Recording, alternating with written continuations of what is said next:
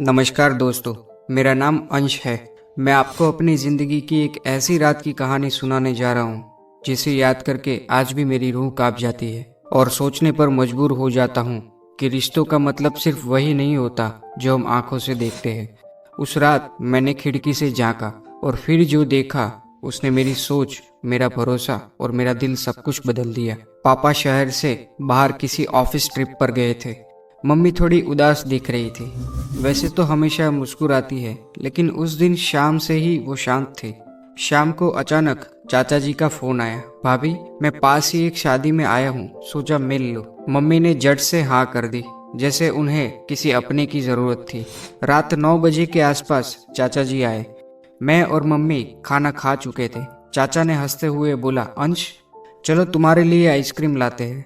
मैंने मना कर दिया, लेकिन चाचा जबरदस्ती मुझे स्कूटी पर बिठाकर ले गए।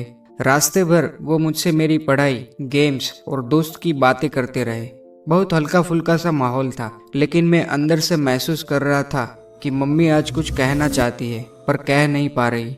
करीब 11:30 बजे रात में मैं अपने कमरे में सोने चला गया, लेकिन नींद नहीं आ रही थी। मम्मी और चाचा नीचे लॉबी में बात कर रहे थे। धीरे धीरे उनकी आवाज धीमी होती चली गई, फिर एकदम सन्नाटा। मैं उठकर पानी पीने गया, तभी देखा चाचा धीरे धीरे माँ के कमरे की ओर जा रहे थे। मुझे कुछ अजीब सा लगा। मैंने धीरे से अपने कमरे की खिड़की से झांका। माँ का कमरा थोड़ा खुला था। चाचा अंदर गए और माँ की तरफ देखा। माँ की आंखों में आंसू थे। चाचा ने धीरे से उनके कंधे पर हाथ रखा और बोले, भाभी आप इतनी अकेली क्यों लगती है? माँ रो पड़ी। चाचा ने उन्हें गले लगा लिया। एक अपनापन था, एक सच्ची समझदारी थी उस गले में। वो कुछ पल जैसे रिश्तों की गहराई को छू रहे थे। ना कोई बेशर्मी, ना कोई वासना, बस एक इंसान का दूसरे इंसान की थकान समझना। मैंने सब देखा, लेकिन गलत नहीं लगा।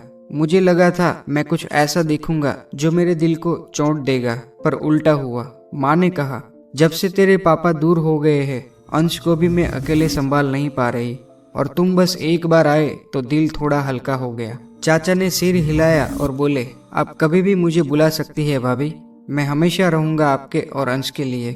उस रात मैंने जाना, कभी कभी जो रिश्ते हमारे खून के नहीं होते वो भी उतने ही प्यारे और सच्चे हो सकते हैं। सुबह जब मैं उठा, चाचा जा चुके थे। माँ मुस्कुरा रही थी, एक हल्की सी शांति उनके चेहरे पर थी। मैंने चुपचाप माँ के पास जाकर कहा, माँ अब ठीक है? उन्होंने मुस्कुराकर जवाब दिया, हाँ बेटा अब ठीक हूँ। मैंने माँ को कभी इस तरह खुलकर मुस्कुराते हुए नहीं देखा था, और मैं भी मुस्कुरा दिया, क्योंकि अब मैं समझ चुका था कि माँ के लिए वो रात क्या मायने रखती थी। दोस्तों, हम अक्सर रिश्ते को सिर्फ नाम से पहचानते हैं, माँ, चाचा, पापा, पर असल रिश्ता वो होता है जिसमें भावनाएं हो, समझदारी हो, सहारा हो। इस कहानी में कोई वासना नहीं थी, कोई चोरी छिपी की बात नहीं, बस था तो एक इंसान का दूसरे इंसान के दर्द को समझना। अगर आपको मेरी ये कहानी अच्छी लगी हो तो जरूर बताइए। क्या आपने कभी ऐसा कोई लम्हा महसूस किया है जब रिश्तों की परिभाषा बदल गई हो?